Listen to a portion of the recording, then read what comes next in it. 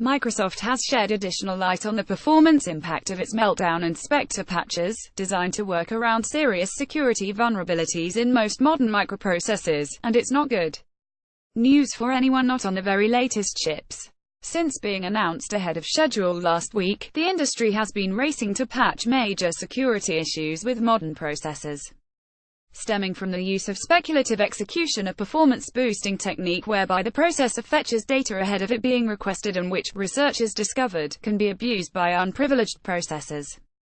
to gain access to passwords and other supposedly secret information located in otherwise protected memory locations, requiring a major shift in how memory access takes place. That there would be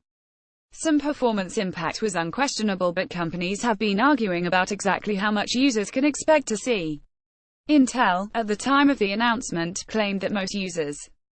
would see little to no impact, while Epic Games has blamed the patches for major performance impacts on its Fortnite gaming servers, having released a bevy of patches to its users, though it has since temporarily withdrawn the patches for AMD platforms following reports of boot failures post-installation. Microsoft is now offering some insight into exactly what kind of performance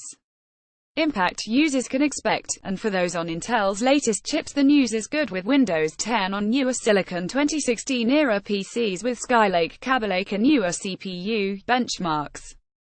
show single-digit slowdowns, claims Microsoft's Terry Myerson in a blog post published late yesterday, but we don't expect most users to notice a change because these percentages are reflected in milliseconds. Sadly, the news gets progressively worse from there, and anyone who hasn't upgraded recently can expect issues with Windows 10 on older Silicon 2015-era PCs with Haswell or older CPU. Some benchmarks show more significant slowdowns, and we expect that some users will notice a decrease in system performance, Myerson warns. With Windows 8 and Windows 7 on older Silicon 2015-era PCs with Haswell or older CPU, we expect most users to notice a decrease in system performance.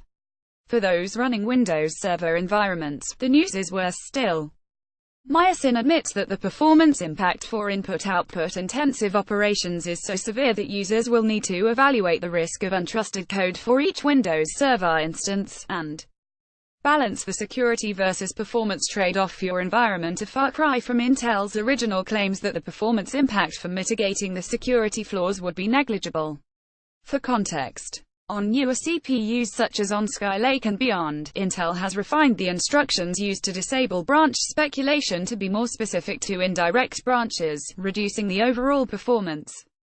penalty of the Spectre mitigation. Myerson explains of the difference in impact between new and old chips and operating systems.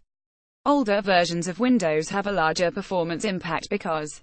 Windows 7 and Windows 8 have more user kernel transitions because of legacy design decisions, such as all font rendering taking place in the kernel. We will publish data on benchmark